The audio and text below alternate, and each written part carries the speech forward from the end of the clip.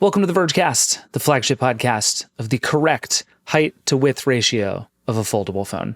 I'm your friend David Pierce, and I'm back. I was on vacation for the last 2 weeks up in New England, looking at leaves and frolicking in fields and drinking fancy coffee and doing all the things that you normally do on vacation. I missed a shocking amount of news for like late July and early August.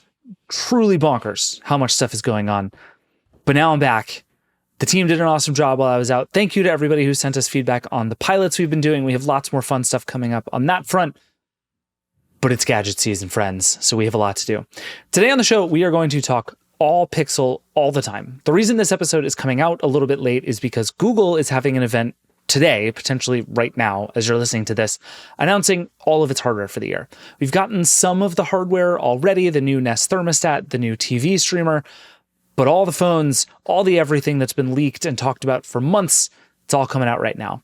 A couple of folks on our team have seen this stuff. They've been briefed on the news. They know what's coming. So we are going to talk about all the new stuff coming from Google and what it means. I really can't figure out Google as a hardware company. I've spent a long time trying to figure it out, and we're going to try and do it all at once on this episode. So that's what this episode is. It's all Google all the time. It's the Pixel special.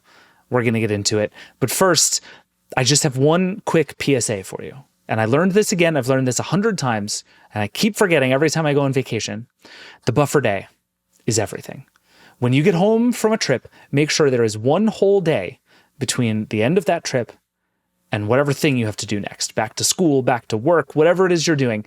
Come home on Saturday instead of going on Sunday night and then going back to work Monday morning. That's awful.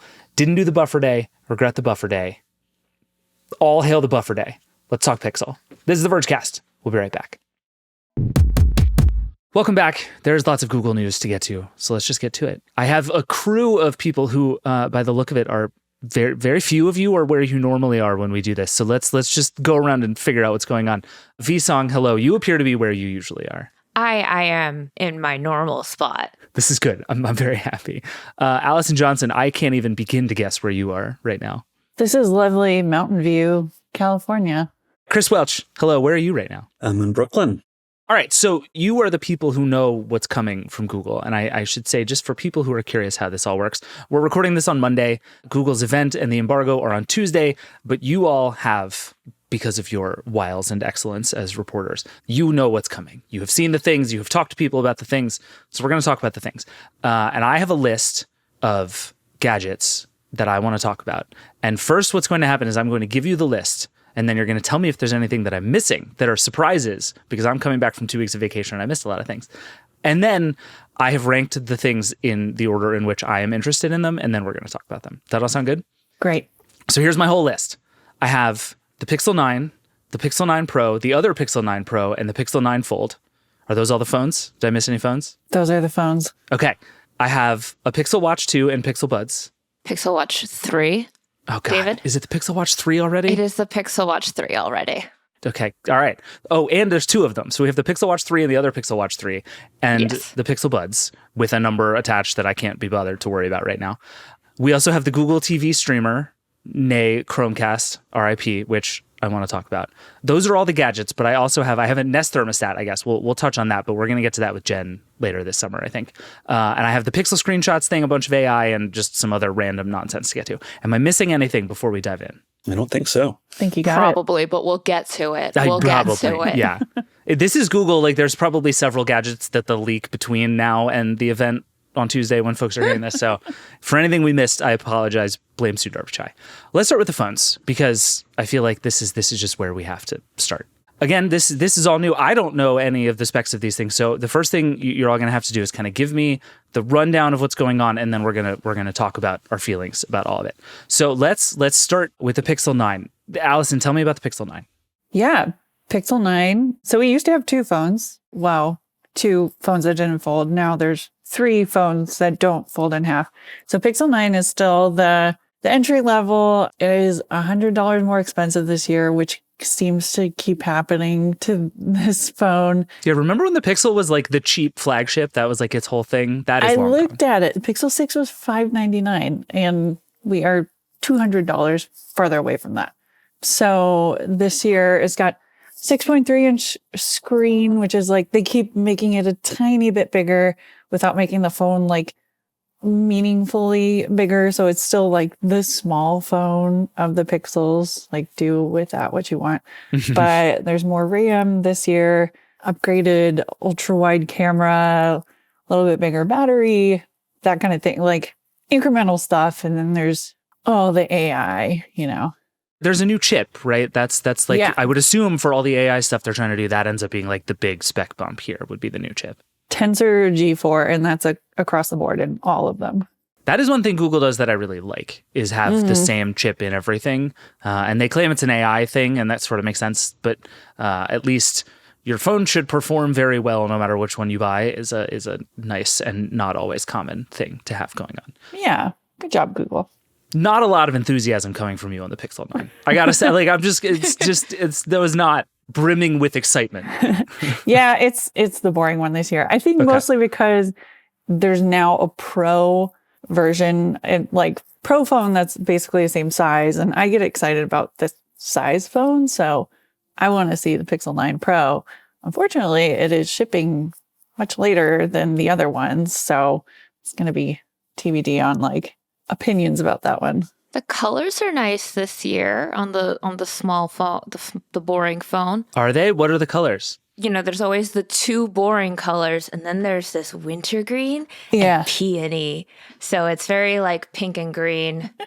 It's a vibe. It's a very happy pink. It's pink. It's not like here's a drop of pink. It's basically white. They went for it. They were just like colors. We love them. I actually appreciate that from Google. I feel like everyone else is out here trying to like come up with fancy names for beige on their phones every year. And Google at least is committed to the bit of, do you want this green phone? Yeah. And I do want this green phone. Yeah, like I do, Google. Yes. Thank you. All right. So let's talk about the Pro, because my guess would be that the Pro is going to be vastly more interesting to most people than the regular Pixel 9, especially because the Pixel 9 is not so cheap anymore as to be kind of a tiebreaker for money reasons for most people. So and like you said, you can now get a Pixel 9 Pro at the same size as the Pixel 9, which I think is also a big deal. So what's the story of the Pro here? Yeah, the Pro. So all three other phones are Pro something. There's the 9 Pro, that's the smaller one. 9 Pro XL, which is a 6.8 inch screen, which is up in, Samsung Galaxy S24 Ultra territory. It's like a big one. And then the Fold, the Pixel 9 Pro Fold, is a Pro phone this year. And as best I can tell, I made a spreadsheet of the specs. Pro means it has 16 gigs of RAM. That's the only like through line on the Pro phones. So like you said, they all have Tensor G4. You have two choices of Pro phones that don't fold in half: super big screen or reasonably sized screen. The 9 Pro is $999, so it's not a price increase, even though the phone is small. It's weird comparing the 8 Pro to the 9 Pro, because you really want to compare the 8 Pro to the 9 Pro XL. It's real wonky. Yeah, Chris, can you make sense of this lineup for me? Because you're the person I trust to want the most phone at all times possible. And I appreciate that about you. What do you make of this lineup? It feels pretty conventional. Like once you just look at the 9 and 9 Pro XL, which are going to come out first. So that's kind of like just the usual playbook for Google. And then 9 Pro will be out sometime next month, they say. But yeah, I want the Fold, obviously, for no reason other than it's very pretty this year. And they got the screen size right. And yeah, there's a lot to like about it this year. Let's just get into that, because I feel like I wanted to start with the Pixel phones because I feel like, A, they are the ones that most people who want these phones will buy, but also they are what they are, right? Like we're in a phase with all of these phones, no matter what company you buy from, where you can pretty much write down a list of what's going to happen next year, and you're almost always right. So let's move on from that, because I agree. It seems like the Fold is probably the most different and maybe most compelling thing in this phone lineup. And Chris, I want you to explain this phone to me, because you just wrote a thing that I would call like a deep backhanded compliment to the Pixel Fold, where you're kind of like, I love this thing. It sucks. I can't wait for them to do it better. So tell me about the new Pixel Fold and what it seems like Google maybe did right this time. So they changed the whole form factor. So the first Fold is like a Passport style, like short and squat. And that was fun. Like the outer screen was like not quite as tall as most phones, so you could use it with one hand very easily. And then when you opened it, it was like a very wide, like inner screen. Now they're going towards like the OnePlus Open direction, where it's like a very tall outer screen. It's like a normal phone. It's like a 6.3-inch display, like just like the Pixel 9 display, essentially. It's like the same size. So you've got like a whole phone on the outside now. So you're not really like making any compromises there. And then you open it up, it's just like a giant, like whole tablet now. So the first Fold had a ton of like black bars with many apps on the sides because it's Android and no one actually cares about like one device. So hopefully now Google's going to say that like all these apps are going to like open full screen by default now. So it's going to have like better app compatibility, and it's way brighter too. Like the first Fold wasn't that bright outside. This one is like very, very, very bright. So they've like fixed many problems. The cameras are still like nowhere near as good as the Pros. Obviously that's the main issue. There's just like not much room to fit super nice cameras in there. So that's the main compromise you're going to make if there is one. But it just seems like a super refined, nice version of the first Fold. It's like what the first Fold should have been, essentially. And but it's now $1,800, which is extremely expensive. Improved flatness. It is very flat. 18. Yeah, the price kills me. And it's like Google. If they made me the CEO of Google, I would be willing to lose so much money on Pixel Folds just to like this is your chance if you're Google. And we're going to get back to some of the like big picture. Where does Google fit into this universe stuff in a minute? Because I wrote a bunch of years ago when the first Pixel came out that this was the best phone on the planet. And I believed it then, and I think Google has the potential to do it now and like just keeps getting in its own way in 1,000 ways. But we're going to come back to all of that. But this is like, if I'm Google, this sounds like a real chance for this company to be like, we have done the thing. Like we got it kind of right. Samsung is getting a little closer to getting it right, but is doing sort of a series of boring iterative upgrades. And Allison, I remember at I.O. last year, we were talking and it was like, okay, this Pixel Fold feels like it's almost there, but it's not quite there. And the clear vibe from the first Pixel Fold was like, I cannot wait for the next one when they have another year to push at the hardware, another year of trying to convince people to make these apps. And it feels like this has a real shot of like, this might be the one. Like in terms of the closest foldable phone to getting it fully right, we might be almost there from Google. Am I too excited about this? I think I'm just like slightly less optimistic. It does feel like the move they should have made in like the phone that we wanted last year is here. I love the OnePlus Open form factor. So like moving towards that, I think is a great move. That my biggest complaint about the original Pixel Fold was so heavy. It was just uncomfortable to hold it for a while. And then it can be the best phone in the world. But if you don't want to hold it, there's a problem. So this one's significantly lighter. I think those are all really good things. I think I'm still confused by I get that they have to make trade-offs for the camera, but if you're putting Pro on the name of this phone and you're still having to compromise on the camera.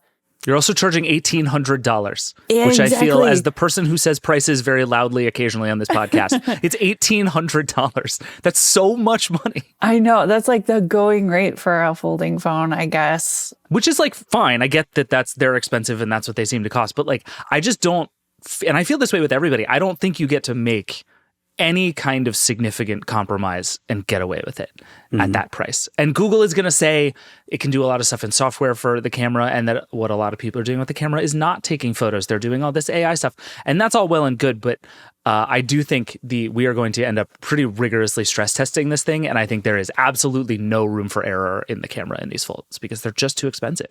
Agreed. V, are you a folding phone person? I don't feel like you and I have ever talked about folding phones. It's too expensive for me. I am a cheap ass with my phones. Well, not really, because I have the iPhone Pro Max. You know what I really don't like is I don't like how they keep adding adjectives to the ends of these phones along with numbers so that it's like an alphabet soup. But like, I'm always intrigued by them. So I take my phone running and I have this feeling of if I drop this while I'm running, because I have eaten it while running before, I'm just going to sit there and be like, no, I'm bleeding. But also the repair bill. I'm bleeding both my blood and money. So that's why I haven't gotten any kind of folding phone yet, because then I would feel the need to have like a safe phone for running, and then we're getting into 3 phone territory. I'm already dual wielding phones because they've decided to make it so that Wear OS watches don't work with an iPhone. I used to be able to get away with one phone and test all of these watches. Nope, I have to have 2 freaking phones at all times now. So welcome to I my don't world. I don't need a third folding phone, even though I would like one. I would just want to play around with it. But, I'm still mad at you, David, for talking about the Books Palma so much. So stop asking me to buy more things. I talked about it once. Everybody needs to leave me alone about this. I got very excited about it one time, and I was right. And now this is somehow my legacy, is I have convinced too many people to buy this deeply overpriced, adorable little gadget. And to all those people, I'm not sorry at all. Remotely sorry. Just be glad, V, that they didn't release a Pixel Ring, because I literally had the thought in going through this that like V is going to run out of fingers. Like we're toast here. So like I'm basically testing all of these, and I've narrowed it down to the 3 that I think are the best. If they came out with a Pixel Ring, that's probably next year. But if they came out with a Pixel Ring this year, I would be in so much trouble. I already have 6 ring tans. It's bad. So let's actually move on to the wearables, because while we're just running through the news, let's run through the news. So the Pixel Watch 3, which I am reliably told is the new one. What's the deal with the Pixel Watch 3? Well, there's a new size now. After everyone complained that the 41 millimeter is too small, they have now come out with a 45 millimeter. And then they were like, okay, so the hardware, it's basically going to look the same as last year, except we're going to add an ultra wideband chip and actual displays. They're bigger, brighter, bolder now. Yeah, sure. They look the same. Most people looking at the watches are just going to be like, that sure is a watch. The bezels are 16% slimmer. Love that. And then they were just like, and here is a laundry list of software updates that it is physically impossible that I will remember every single bit of software that they've crammed into this thing.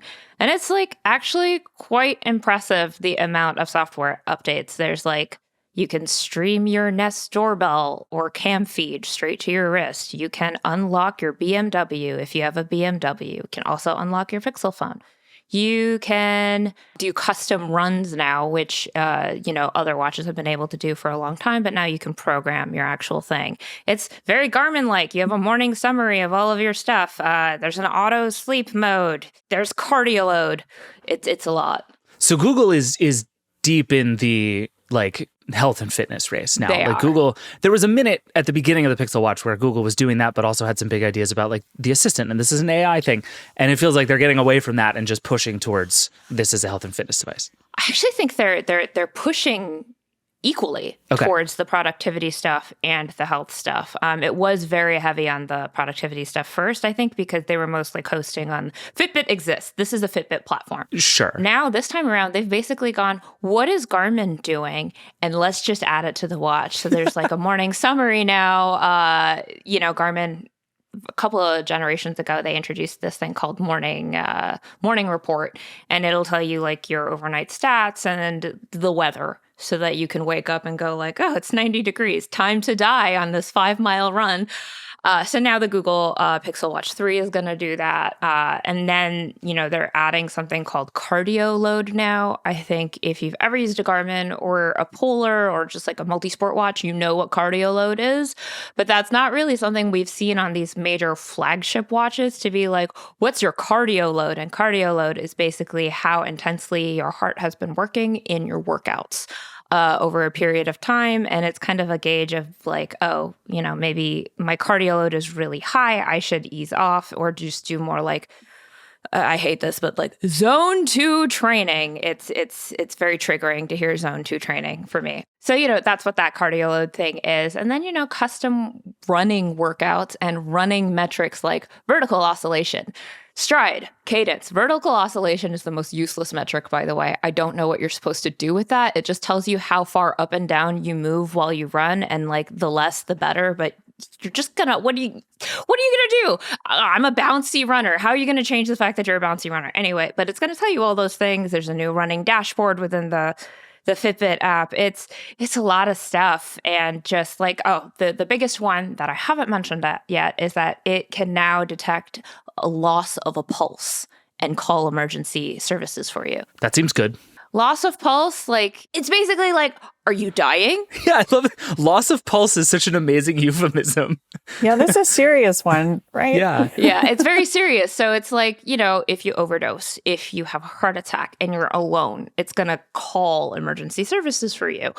In the EU, not in the US yet, because obviously this needs regulatory go ahead for that, because the potentials for a false alarm are very scary. I talked to Google and they were like, sensor fusion.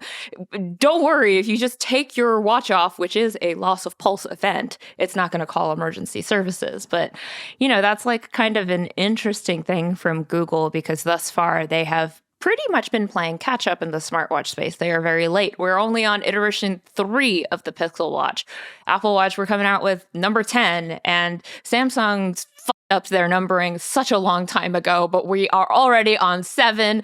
So, they're several generations behind, but they are coming out with a health feature that nobody else has by Gen 3. And, they say it's because the Pixel Watch samples your heart rate at a much, much, much higher frequency than other flagship smartwatches, which is true, because they're doing it every other second. Most other smartwatches, unless you are in the middle of a workout, will do it once every 5 minutes or so.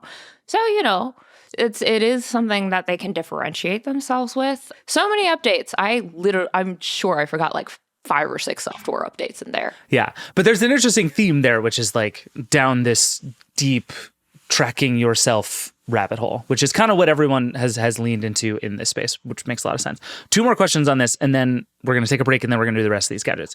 Question number 1, Fitbit, where? Fitbit is increasingly going the way of Nest in that, like, it is a word that we use. There's a lot of history there. Technically, you still are using the Fitbit app, but it's all Google now, baby. The That's what it seems like. Google-fication of Fitbit is, I think, almost complete. I think next year is the deadline for migrating all of your Fitbit accounts over to Pixel, or Google accounts rather. And if you want to buy the new watches, you got to migrate. So, My absolute hottest take on all of this is that Google branded these exactly wrong, that it should have gone all the way into the Fitbit brand, and all of these products should be called Fitbits, which were like, Fitbit was like Kindle and Kleenex for the longest time, and Google was just like, nah, never mind. Nobody knows what Fitbits are. They'll like Pixel watches. Yeah, it's weird because they still have some Fitbits. It's just this main flagship Fitbit watch that's actually a Pixel watch. And I think that's just probably part of their ecosystem play, because you do see it working more with other Google services. Offline maps. You have Google Maps, offline maps now. So that's why. But at the same time, it's just very confused. And it was more so confused with the original and the Pixel Watch too. So, Okay, last question on the Pixel Watch. If memory serves, we have broken our review unit both years of the Pixel Watch, I believe. Mm-hmm. Chris cracked the first one. I cracked the second one. Oh, Chris, that was you the first time? Yeah. Yeah, and if memory serves, it was one of those, like, you didn't do anything and then it was cracked. That's how it went. Yeah. That Google doesn't believe me. Put it on a charger, looked at it, and I was like, why is it scratched to hell and back? And everyone's like, there's no way you got those scratches without knowing what you did. I don't know what I did. I woke up and it was scratched. So, yeah. And that to me is like the bar for me, right? It's like if I fall on the ground and scrape it against concrete and it scratches, like, I understand how that happens. But if I don't even know how it got scratched and it scratched, that's a you problem. It's just a very fragile design. It's like a glass dome. It's going to happen. Totally. And it's not sapphire. Yeah. I will say I wear a Pixel Watch with most of the Android phones I review, and I'm just a dingus. I'm like always ramming it into like a doorway. Allison is 7 feet tall is an important thing for everybody Just like to know. flailing all the time. It's been okay. I don't have any scratches. I don't know. I was totally fine with the first one. I legitimately am telling you, I went to bed and I either put it on the charger or I was wearing it. I don't remember. It was a year ago. I woke up. It looked like my cat went to town on it, but my cat did not go to town on it. So I don't know what happened. Google actually took the watch from me and they sent it to a lab and they were like, abrasions happened. And I was like, well, no shit. But we don't know what they were. Abrasions Happened is the title of your memoir, by the way, just to put that out there right now. Any word on if this one is going to be better at that stuff? Do we have any, like, we've been saying since the jump that one of the worries of this design was that it would be more fragile, and that has clearly, I would say, proven out over time. No changes this time? No changes. Yeah, I'm very excited for the big watch, but like that's even more like surface area for it to be damaged. So we'll see. All right, fair enough. All right, well, we got to take a break, but we have a couple more gadgets to get to. We'll be right back. Support for the show comes from Fundrise. Artificial intelligence is poised to be one of the biggest wealth creation events in history. Some experts anticipate AI could add more than $15 trillion to the global economy by 2030. Unfortunately, your portfolio probably doesn't own the biggest names in AI, and that's because most of the AI revolution is largely being built and funded in private markets, which means the vast majority of AI startups are going to be backed and owned by venture capitalists, not public investors. That's why the Fundrise Innovation Fund exists. The Innovation Fund pairs a $100 million plus venture portfolio of some of the biggest names in AI with one of the lowest investment minimums the venture industry has ever seen. AI is already changing the world, but this time you can get in early with the Fundrise Innovation Fund. Get in early at fundrise.com/Verge. That's fundrise.com/Verge. Carefully consider the investment material before investing, including objectives, risks, charges, and expenses. This and other information can be found in the Innovator Fund's prospectus at fundrise.com/innovation. This is a paid advertisement. All right, we're back. We have more gadgets, and I would say these are the two that I am maybe most interested in. One for reasons I can't even explain, and then one for reasons that I think are very obvious. Let's do the Pixel Buds. Chris Welch, one of my running theories is that the Pixel Buds are like criminally underrated headphones and have been for a couple of generations now. What's the story with the newest Pixel Buds? They're smaller, lighter. The noise cancellation is said to be twice as good. So Google now has its own like tensor chip for earbuds, just like Apple has their own like silicon for the AirPods. Now Google has a Tensor A1 chip, which is in the new Pixel Buds Pro 2. So the ANC is twice as good. The sound quality is said to be also much improved. And that's like my main reason for not really being like a very big fan of the Pixel Buds Pro is that they sounded okay.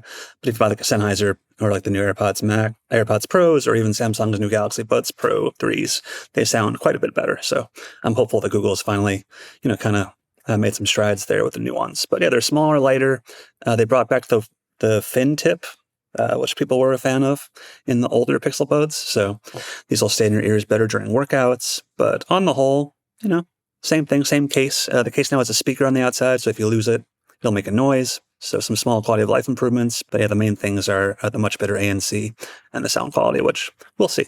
Yeah, I'm very curious to see how the sound quality turns out because, like, at least for my purposes, it's always been good enough. Yeah. Definitely not best in class, but good enough. And it was, the pairing was super easy. I always found them more comfortable than most of the other ones. I think just like they just fit my ears better for whatever reason.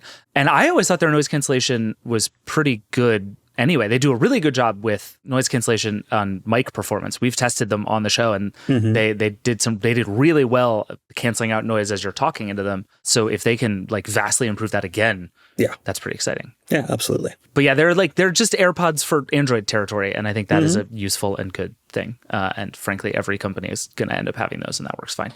Now we get to the big news, which is the death of Chromecast. This is the real story here. I went on vacation. Google lost an antitrust trial and killed Chromecast. And it was just, I don't know how I'm supposed to deal with this when I don't have a podcast on which to talk about this.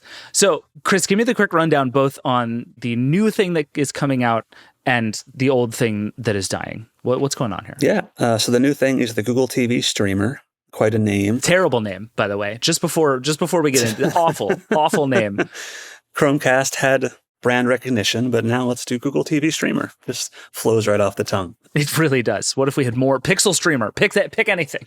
So it costs $100. It's a box now. It's not a dongle anymore. So it's a set-top box. It's nice. It's pretty. It's got like a built-in Ethernet jack, which is nice to have on streamers all the time. But it runs the same like software as the most recent Chromecast.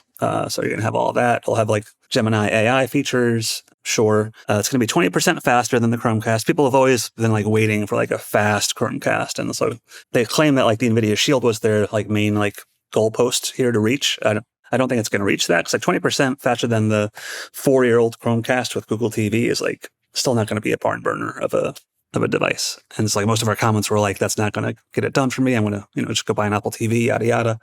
But the Chromecast is dead, but the casting feature is still alive and well, obviously. So you can still cast to the box, do all the same stuff, but the name is now gone. Quick poll before I get it. How do all of you do your smart TV stuff? Like V, what's your smart TV situation? Like when you want to watch Netflix on your TV, what do you have? I got 2 Apple TVs. Okay. Allison, what about you? We have a Samsung TV. We do all the built-in apps. Oh my God, that's so brave. No, well, so okay, we're going to come back to that because I think this is the whole point of this device. Chris, what's yours? I mean, I have everything. So I've got the Apple TV, Fire TV Cube, Roku Ultra. What is your like main when you're like not thinking about work and you're just like, I just want to sit down and watch something? Which remote do you grab? It's the Apple TV 4K. Okay. So if I were to like big picture try and explain what Google is doing here, it seems like the thesis is if you want just a simple, kind of cheap, don't really worry about it way to stream shows, performance isn't amazing, but you just like need a thing that plays your shows. You kind of have infinite choice, right? Mm-hmm. Like your TV probably does it. You probably have a dongle that does it. You probably have a box that does it. Your cable company will happily give you one. Like there's a million ways to do it. And so if you want to differentiate and win, you have to do better, right? And we've been in this weird space for the last few years where the only ones doing better have been the Apple TV and the NVIDIA Shield, both of which are like old, outdated devices at this point, but both of which were so far beyond everybody else that they continue to be the only options if you're like, I want my TV to be fast. And on the one hand, I think the idea of let's compete at the top end and make them better and make people want to buy them instead of just the default thing that they have is very exciting. But I kind of agree with our commenters in the sense that I'm not sure, at least from what we've seen so far, we'll have to test the thing and see that this is that thing. Like if Google had come out and been like, we have 5x the performance of the Chromecast, it's going to blow your freaking mind through the back of your head. And it's $500. People would have freaked out. Yeah. But am I thinking about this the right way, Chris? Like, is that your read on the situation too? Yeah, for sure. I think like they're saying prices like their ceiling for like what they can do as far as like a device, which is fine. But even then, I think you could have squeezed some out. Just toss like a 2-year-old Tensor in there, like what's the issue here? Like you've got your own silicon, like toss a Tensor G1 in there, or whatever they are. And just, so like 20%. I mean, it's not nothing. It's got like twice the RAM, which should also help out quite a bit. But as far as like a speed demon, this is probably not going to be quite that. We could see a new Apple TV this fall. So that would just be like Apple just kind of like lapping them again very quickly. So we'll see how that shakes out. Allison, is there anything here for you? Are you excited about this at all? They're going for you, right? Like you're now the person who is not going to buy a Chromecast, and because your TV does it fine, they're trying to give you something else. Okay, you know what they don't have is there's all the like 10,000 free, ad-supported channels on the Samsung TV. We have one called Ocean Vibes, and that's just plays when we turn the TV on.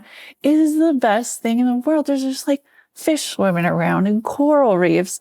And you just sit there and you're like, yeah, this is all right. So talk to me when you have Ocean Vibes, Google. That is so diametrically opposed from the answer I was expecting from you. I love it. That's great. That's fantastic outcome. But yeah, I mean, and I think to some extent, Chris, like this is the thing here, right? Is if I'm Google, and I am curious what they've been telling all of you about the AI stuff coming in general here, because I'm very excited about the Pixel Screenshots feature, which is like a sort of managed AI organized library of all the screenshots you take. I think that's very smart. But in general, the idea here is like we're going to put lots of new power into these new devices, ... AI. And I don't know, at least from what I've seen so far, again, it's Monday as we're recording this, the event is on Tuesday. I'm very curious to see if they can find a way to make a really compelling AI case for this stuff. But with the TV streamer in particular, I'm like, okay, you're giving me theoretically more power. other than my apps launch faster, which is meaningful to me, but not to most people. You can use Gemini to make screensavers, which is interesting because they see like how well the Frame TV is doing. So they're like, you've got this whole ambient mode. So Gemini can make you open ocean vibes. Oh, Yes. no. That'll be your I don't ocean want that. vibes I want fix. real ocean. I don't want your AI ocean vibes. So there's that. And also, I guess they're going to do summaries now. So they already show you like the Rotten Tomatoes scores for movies, but now it's going to like just bring in content from across the web. So it might be like, here's what someone on Reddit said about this show. Hopefully not that, but we'll see. Oh, God. So that's the other thing is like summaries for everything that you're like seeing and browsing. But beyond that, not too much compelling. Which kind of brings me back to like, I'm very sad the Chromecast is gone because I continue to think the Chromecast was a really good idea because I think this might be an unpopular opinion. I have no idea how people feel. I think Google TV is like by a mile the best interface. Yeah, I like it a lot. It does a really good job of like, it's very content first, but it also makes getting to the apps easy. Apple is super app first. I think the Fire TV is mostly just trash. Roku is super app first. And I think Google TV like does a pretty good job of showing you everything you would want to see relatively in one place. And so for me, like I have a Roku TV and I bought an Apple TV that I just use instead on my Roku TV. So my Roku TV's one job is just to take me to my Apple TV because it is like an unusable interface on this trash TCL TV I bought at Costco a million years ago. That is probably true for many people these days. Yeah. Right. So I think if I'm Google, I'm like, okay, keep pushing at this idea of like a $30, $50 way to give you Google TV, which is better. And I feel like what Google is instead doing is saying, okay, we want to, they're like splitting a weird difference between make it easy to get Google TV and make a really powerful box. It seems like they're kind of in a middle ground that I'm not super positive is going to work for them. Yeah, they're not going to make anybody happy. It's like not quite the full speed box and not the cheap thing that the Chromecast was either. So we'll see. I mean, I'm looking forward to checking it out. If it's faster, that'll make a big difference. But yeah, I love Google TV like you, David. The ads aren't as in your face as Roku or, so there's that. But yeah, we'll see. I'm excited to check it out. It's shipping like last among all these devices in like late September. So it's going to be a while before we get it in our hands, but it's coming. Yeah, it's going to be an interesting fall for a lot of that stuff. So, okay, any other announcements coming? You all have gotten all the news, seen all the things. Any other like newsy cleanup we should do here before we talk big picture? What is the future of Google and everything? No. Have any of you tried Pixel screenshots? They showed me it very, very briefly. It seemed cool. Yeah, they did a search for like someone's Wi-Fi password that someone had like sent like a screenshot of. And that seems to be like the example every company shows. But it's a separate app, right? Yeah, it's a separate app. Okay. Oh, it's its own app. It's not like I assumed it was like in the Photos app. Interesting. That's what I'm so curious about is like, that sounds great. We've got that feature over there. Like, how do you bring it all together? Is it going to be Gemini? Am I going to have to pay for a version of Gemini that's going to do all these things? I don't know. That's where I am with AI on Pixel phones right now. It's like, show it to me.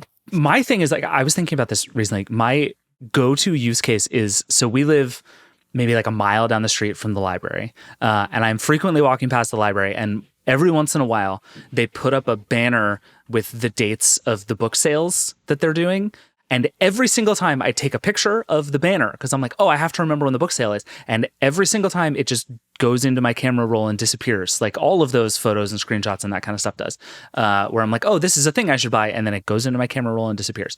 And so the idea of like, I can just sort of constantly tell my phone, this is the thing I think is interesting, and then it can make sense of all that for me is so compelling to me. And I think makes way more sense than all the recall stuff is like, all I have to do is tell it, remember this for me, and it will do it. Like that is perfect. But I think to your point, Allison, like how you integrate that with everything else makes a lot of sense. Because if I have to take a photo and then put it in the screenshots app, I'm going to forget to do that. And I have now solved none of my problem. So I think it's going to be a really interesting like push and pull there, trying to figure out how do you make this not creepy, but really seamless, but not too in your face as you're trying to do other stuff, which I feel like it's kind of the story of all things AI and Google right now.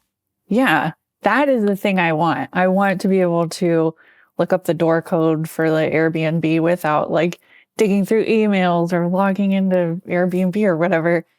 I don't need to put a hat on a picture of a bunny that I took. What do you mean? To be fair, you have been doing that nonstop for Which weeks. I have been. It's a blast. But honestly, it's where we're at, I think, with Apple Intelligence, which is still, in developer preview, blah, blah, blah. It's like it's still missing that thing of like, what is going to tie it all together? And am I just going to be able to be like, Gemini, put the book sale on my calendar, or tell me if I have a conflict or something, or is it going to just be like, I don't know. Right. I think the latter. Yeah. Based on the history of AI features. Yeah. I'm so nervous about it because I'm doing the labs like preview for Gemini in your Gmail. Which they've like finally integrated. And I was like, great, I'll search for this order number for my shoes. And it does its thing. And it's like thinking, it's like, there's no order number for your shoes. I'm like, no, you had one job. Like it was right there. And like, I tried it again later and it able to do it. I don't know why it got caught up that time. It's like, it fails that one time for you. And you're like, why am I going to try and use this again? I'm not. Yeah, it is really funny. We're in this phase with so many of these features where like, because I have this specific problem that these things can solve for me, I'm willing to try any of them. Mm-hmm. But the tech, broadly speaking, just isn't there. And so like you try it twice and it doesn't work. And it's like, well, that's pretty much that. Yep. Or you could get negged by it. Oh, yeah. Oh, my God. Google is just basically also kind of following Samsung's lead. And I forgot, but they're adding AI suggested workouts to the Pixel Watch 3 based on like your metrics. My suggestions are going to be like, just do anything. Just stand up. Just what if you just walked around for once in your life? But they were showing it to me and they were like, oh, you haven't really been pushing it in terms of cardio load and you took a rest. So why don't you do like a bunch of sprints? And it's just like, get out of here. Fine. I mean, it's hard. It's hard. Building a training plan is hard, but that I was just like, okay. If my Pixel Watch tells me I'm going to throw it into the sea. Yeah, wait, V, can we talk about the notification you got from your Galaxy Ring? This is just a little diversion into V's experience. I was about to say, so like I'm syncing my Ring this morning, looking at the energy score, and it's like, hey, you need to move around or you might start gaining weight. No. And I was like, excuse me, what? I ran 3 miles this morning. Go to jail. Wait, that's literally the words that it said? Or you might start gaining weight? Yeah, hold on. Let me look at this. Absolutely not. Your active time is decreased compared to your usual. Insufficient activity may result in weight gain and other health issues. Try standing up, moving around, and reducing your sedentary time. And it's because I let the dumb Ring die yesterday, so it didn't basically like capture my 3-mile run yesterday too. Because I'd be out here doing 10 hours of workouts a week, but just like it thinks I missed one day, and it's like, get up, ho, move around. Oh my God. The AI, you might gain weight. And I was just like, yeah, but what if I want it? I'm trying to get jacked. I want to gain weight because muscles are heavier. So there's a lot of nuance and context with health that AI just completely shits the bed with. It's like the worst possible combination too, because it's like, do you remember the Carrot apps that used to like ruthlessly make fun of you all the time? That was like their whole shtick. They had like a character who would be like, oh, what if you checked something off your to-do list today, dumbass? It's like, if you're going to do that and like make it a bit of being mean to you, that I could get behind. Like if my Apple Watch is going to actively neg me, like that's actually pretty funny and is a thing some people would find useful. But this like concern trolling trend from wearables where it's like, oh, I'm so sorry, but if you don't do better, you're going to die like potentially tomorrow. That's so embarrassing for you. It's like, screw you. Like, leave me alone. It's like too heavily reliant on HRV, which is the proxy for your autonomic nervous system. So it can tell whether like how strained you are. Dude, if I have a calf cramp, these things can't tell. These things have never been able to tell when I'm like injured. So it's sort of like, okay, you can just go away now. Like, I'm not a big fan of AI and fitness. I get what they're trying to do because it is very hard to know what you should be doing in crafting a training program if you're new to it or if you have new goals. But this ain't it. I can't wait to see what it tells me my AI workout should be. It's just going to be like run up a giant hill. I already do that. Go away. Run up a giant hill. Or just say that. When you wake up in the morning, it's like, what's up, V? Time to run up a giant hill. Like, fine. I'm great with that. Running up that hill. Yeah, it's going to be all Kate Bush on me. I love that. All right, we got to take one more break, and then I want to talk just for a few minutes about some like big picture Google stuff on the heels of the announcement, and then we'll get out of here. We'll be right back.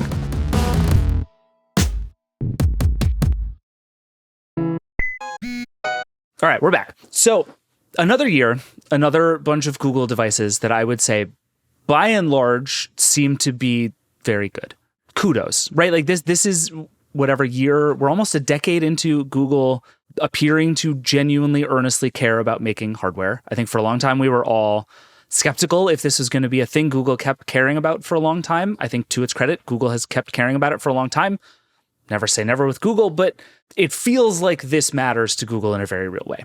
What I still wonder, and what seems to be true, is that Google has not made any kind of like mainstream dent as a hardware company yet. I think, ironically, like the Chromecast was probably the most successful piece of hardware Google ever made. It was a huge hit, especially at the beginning, because it was cheap and it worked really well. And there's really nothing since then that feels like a sort of gigantic mainstream winner. Like there is still very much Apple and Samsung, especially in the United States, and then like gigantic gap down to Google. I would argue that the Pixel Watch is actually kind of the opposite. Like, really? I think Samsung is hurting a little bit and they're having to actually bring up their game a little. And because the Pixel Watch was wildly popular when it first came out, to the point where Samsung was like, uh-oh, I got to do things. Here's a copycat Apple Watch Ultra and a ring. So, you know, I think that's surprisingly one area that it's doing pretty well in. But, you know, smartwatches are kind of bifurcated into iOS and Android at the moment anyway. So it didn't have to really compete with Apple at all because people on Android can't get an Apple Watch. It only really had to compete with Samsung, which is weirdly its partner in Wear OS land. But it's kind of been eating Samsung's lunch for a little bit because I don't know, it's interesting. They're doing weird, interesting stuff there, and it's kind of ecosystem-y in a weird way. Yeah, I mean, I think the Pixel Watch is a good example, and it does seem like, at least on that front with the first one, I remember people being so excited just about the way it looked, that it was like, this is the first smartwatch that doesn't sort of scream technology at you, and that was a big win for Google. So maybe that's one of the answers to my question, which was going to be, do we see anything here that feels like it has kind of breakout potential? I think I'm maybe the most bullish of the four of us on the possibility that the Fold could be a winner. I think at $1,800, there's a pretty big and low cap on how big a winner it can possibly be. But from the stuff that you've seen, and you know, y'all have been testing and talking to folks about these things for years now, do we see anything that's sort of a possible kind of game changer in the Google hardware business? Screenshots app. I don't know. Like it really comes down to, like, past years have always been, oh, the camera's great, which it still is. Like, people know the Pixel camera is great. Like, that's its like main thing. But this year it feels like all this AI stuff, like if it works, it's going to be great. You know, like if it doesn't, then it's going to be meh. But like I see Pixels out in the world. Like I think they're selling some, they are selling a few. So I think, like, you know, they've got a base of customers, but it's like, how do you get them to upgrade? Because like hardware is like all the same year over year. Like all these like Pixel 9 Pro and Pixel 9, it's like there was some like Tensor G4 benchmarks. It's like barely faster than last year's chip. So like it's not going to be like that. That's not why you're going to upgrade. You're going to upgrade for Gemini potentially for like some of these new camera software features. It's like software this year. And so like if the screenshot app works, like that's going to be great. And if it doesn't, then I'm going to buy the Fold. And for the next 5 years, that'll be my phone because I can't afford an $1,800 phone. I was going to say, and you are historically representative of people who buy smartphones. So that makes perfect sense. Exactly.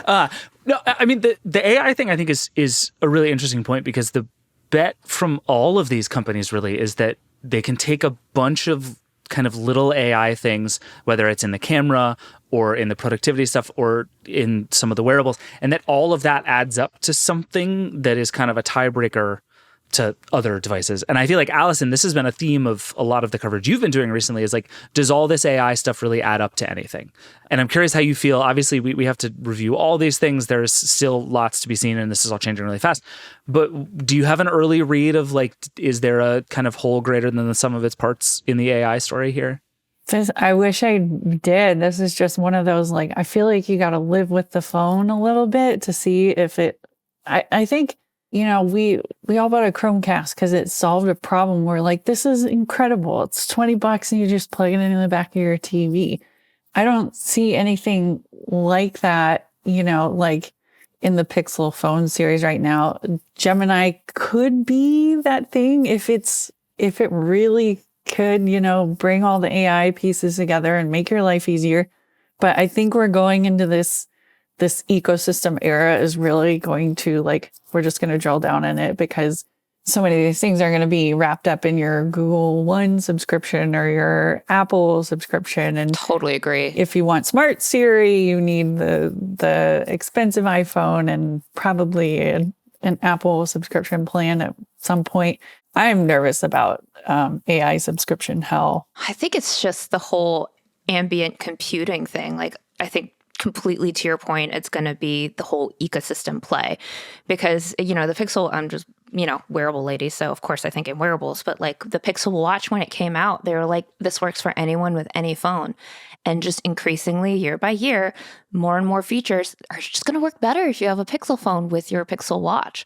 So this year, it's going to be Pixel Recorder app on the watch. It's going to be seeing your doorbell feed. And it's just going to be one of those things where I think it's just what do my gadgets play well with? And that's how we win dominance. So if the Pixel Watch is great and it works with other Pixel hardware, that's Google saying, suck it, Samsung, because who uses smart things? Honest to God, I think that's kind of what they're doing and why they just go ambient computing when you're not watching every once in a while. Wink, wink, nudge, nudge. Well, and I think that's what's been so sort of backhanded about Google's entire hardware strategy over the years is that the reason people end up in the Samsung ecosystem is because they buy Samsung phones. And so then they're forced to use smart things. Google is trying to convince you that there is some essential Googliness that is worth buying into the ecosystem. And it has just always felt like they needed the one hardware victory to get there. And it's people want the gadget and then they buy into the software. And Google is trying to do that backwards, which I think is really interesting, but doesn't really seem like it has worked in a huge way. Obviously, time will tell and the reviews will be really interesting. And I think it's not crazy that the Pixel Fold might be a way a lot of people actually end up in this ecosystem because I think there is latent interest in this stuff. All right, we all need to go. You guys have things to do and phones to touch and more watches to wear, I'm sure. Are we excited? Happy times? Are we bullish or bearish on Google heading into this fall? This feels like I'm a little overall kind of yeah, it seems fine. But that seems to be where we are in so many gadgets this year. Optimistic with reservations. Yeah. Okay. Yeah. I'm surprised because I was expecting nothing but a hardware refresh. And then they're like, wham, hit me in the face with all the software. So I'm curious to see how all the software works. My smart home is mostly Google based. So if this Pixel Watch works with my smart home in a meaningful way, I'm just going to be really shocked. I like it. Yeah, the Pixel Watch 3 being the star is not something I would have had on my bingo card, but me neither. I'll take it. All right. Thank you all. Super fun. Appreciate you doing this as always. Thank you. Bye. All right. That is it for the Vergecast today. Thanks to all the folks who came on and thank you for listening. We have tons of coverage of the whole event, all of the new devices, everything on theverge.com. I'll try to put as much as I can in the show notes, but actually we've been covering this Google stuff for months now. The leaks have been really fascinating. So actually go back and look at the way this stuff has trickled out over time. It's been really interesting. And I have this odd feeling we're not done hearing what Google is up to this year. I have no evidence to base that on, but I think it's true. Anyway, as always, if you have thoughts, questions, feelings, or foldable phone specs that you think are more important than I'm realizing, you can always email us at vergecast@theverge.com or call the hotline 866-VERGE11. We love hearing from you. We love hearing all of your thoughts and questions about all things tech. I'm still looking for some tiny tech mysteries. We've gotten a few. We're working on some fun stuff, but keep them all coming. This show is produced by Andrew Marino, Liam James, and Will Poor. The Vergecast is a Verge production and part of the Vox Media Podcast Network. Nilay, Alex, and I will be back on Friday to catch up on just, again, a truly crazy few weeks in the news. We have what is a photo apocalypse. We have a bunch of AI stuff going on. Lots to talk about. We will see you then. Rock and roll.